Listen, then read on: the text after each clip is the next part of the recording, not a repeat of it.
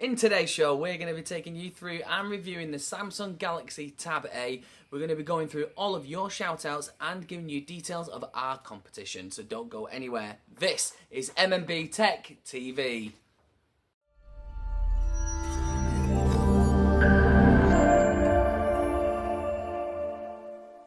Hi YouTube and welcome back to MMB Tech TV. My name is Ryan, and if you want to keep up to date with all things tech, all you need to do is make sure you hit the bell and hit subscribe so you don't miss anything. Now today we're going to be talking you through and reviewing the Samsung Galaxy Tab A.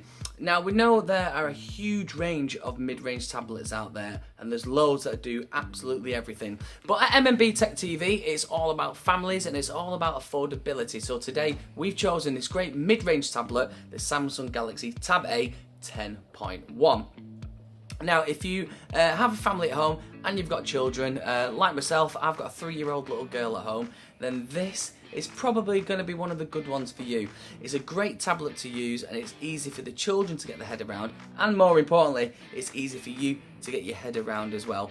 Now, if you've had an experience with the Samsung Galaxy Tab A, or if you've got any questions about it that you're not really sure of, please feel free to put your comments in the box below.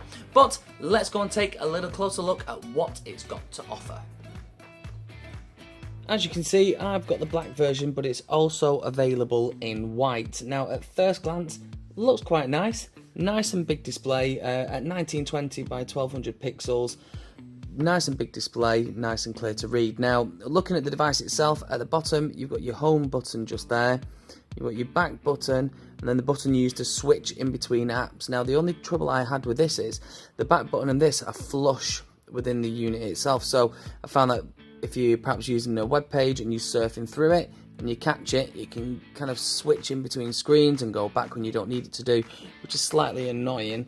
But hey ho, that's how it goes. Now let's have another look at the device itself. So let's start at the bottom now. So apart from these, you've got your big two nice speakers just at the bottom there, nice and clear, nice and big sound if you're perhaps in the kitchen or if you're perhaps on holiday and you want to listen to music. Taking our attention to the side, you've got your power button and your screen lock button just there. Your up and down rocker to turn your volume up and down. Your micro SD slot and your SIM card slot just there.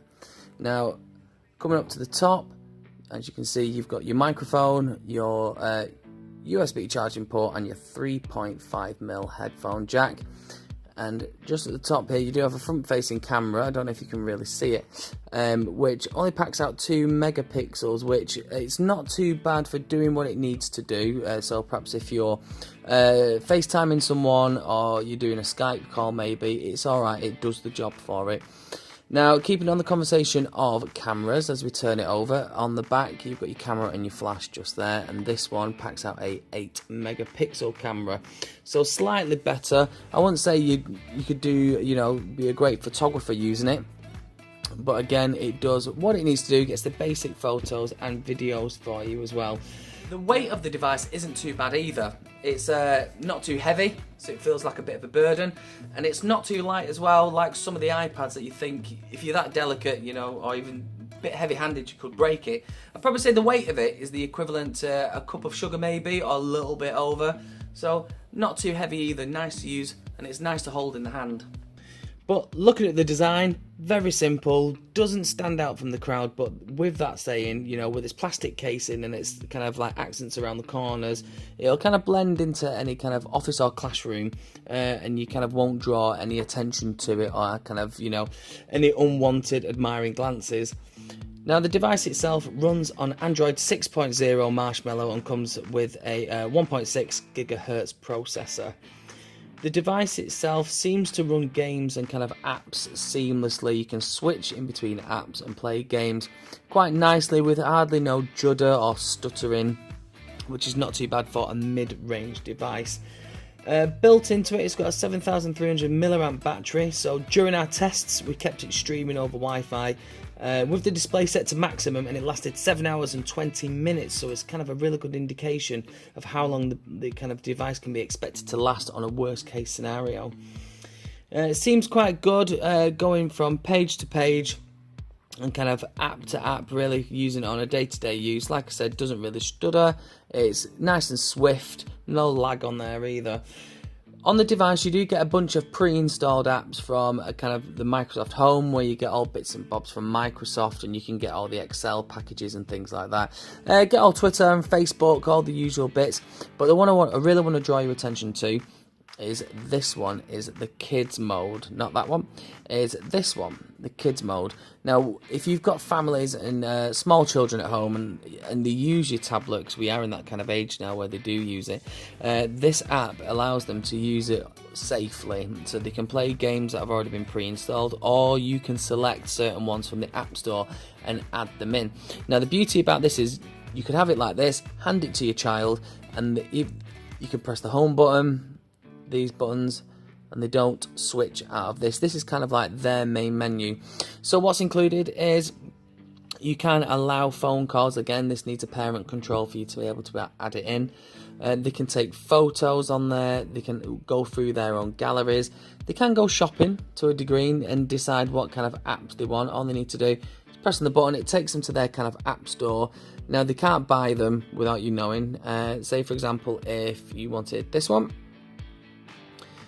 and it brings the page up and you press download, you would need to add your parent key into there for them to enable the download, but of course they'll never know that. Here's one of the apps I've installed already into the device to let my daughter use it.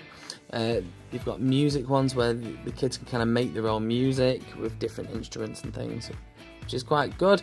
They can listen to it back, they can do loads of drawing, voice memos, a nice little game here, which is where they go all interactive with some of the Samsung characters on the Kids app, which is great.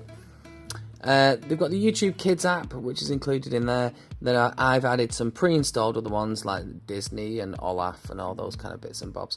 So if you want a device that you want your kids to be safe on, I'd recommend this one, or generally a Samsung tablet with this app installed, because it's a great little touch to ensure your kids surf the web safely. All in all, not a bad tablet for the price really. So if you're looking something that's going to be easy for the adults to use and for the kids, I'll probably say this is going to be a bit ideal. So let's go into my pros and cons. First of all, as always, let's start with the pros. My first pro is the size of the tablet. With it being a 10.1 size device, not too big, it's not too small, gets all the content that you need. In my opinion, it's perfect for web surfing, reading online newspapers, all that kind of thing.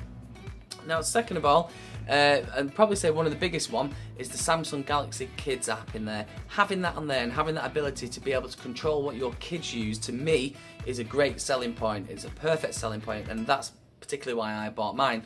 And finally is the battery life. The battery life on it, as mentioned in the tutorial and in the review, the battery life lasts forever. From the example and the test that we did, it lasted just over 7 hours playing a video constantly with with the lighting on high on brightness, so in my eyes it was just perfect. Now, with anything, there are cons to everything. So my first one is the flush buttons. Now, we did mention them earlier. The buttons on the bottom of the device are flush, so if you're perhaps web browsing and you can catch it quite a lot, I've found. So perhaps if you're on a particular web page, you're going through it and sometimes I've hit it and it takes you back a page, and it can be just a little bit of a nightmare in my opinion anyway. And finally, the camera. The camera's not great, but you find a lot of the tablets, the cameras are not meant and they're not designed to be a professional photography camera, so it's just one of the things that you just have to put up with. But all in all, in my opinion, not that bad, and we're going to give this a 7 out of 10. Now, if you want to get your hands on one, or perhaps you want to have a little look into it, what I'll do is I'll put a link in the description below for you to go and check it out. But now it's time for the best part of the show. It's time for your shout-outs, because it's called Shout, let it all out. Yes, it's now time for shout-out. This is your chance for you to get your opinions and your views live on the show. And all you have to do is get your comments in the box below and you could feature in next week's. Now, this week we have chosen one from a young man called James Flitcroft.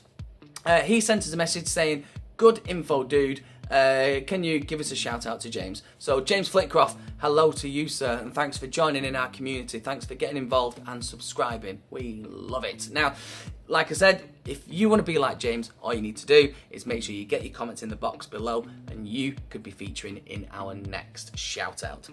We've still got the competition on the go as well, so if you want to win yourself one of our very own W88 smartwatches, if you fancy a nice bit of kit, all you need to do is make sure that you simply like, subscribe, and of course get your comment in the box below and you could be in a chance of winning our W88 smartwatch. As soon as we get to 50 subscribers, we'll stop the competition and reveal the winner in the video then. Alright, so make sure you share the video, get it about, and you could be winning one of them.